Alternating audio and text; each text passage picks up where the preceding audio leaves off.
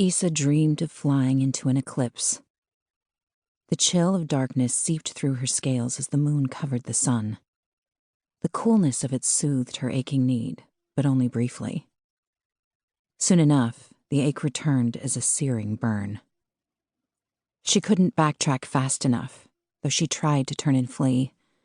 The dark of the moon kept sucking her energy dry bit by bit, leaving her longing for the sun to come again.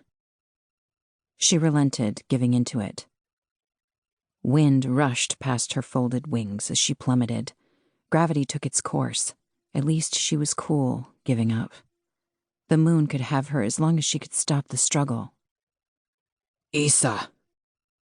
The voice jolted her into semi-consciousness. "Issa, wake up!" "Kris?" "Yes, love. Wake up. You're okay." She tried to open her eyes. The world swam in her vision. Distorted shapes merged into his pretty face, his beautiful multicolored eyes framed by creased brows. Sweet mother, she loved him. The world swooped and turned, and she clenched her eyes shut again.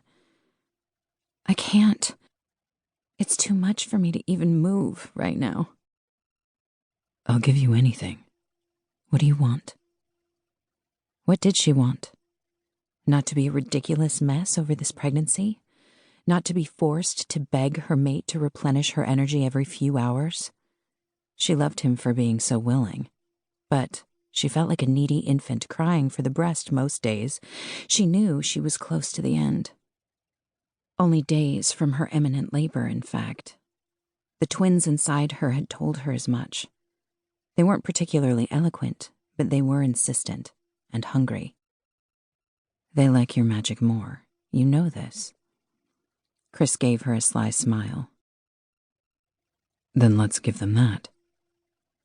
With that, he kissed her, his lips giving her the same sweet, soft pull they always had.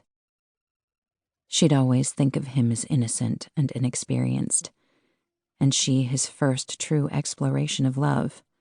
But when he released her mouth and met her eyes, she knew there was so much more.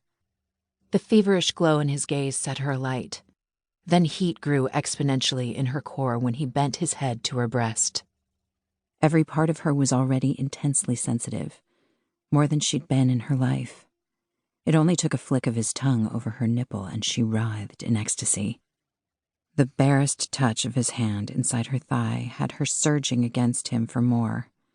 His fingers moved deeper and she nearly came just from the contact.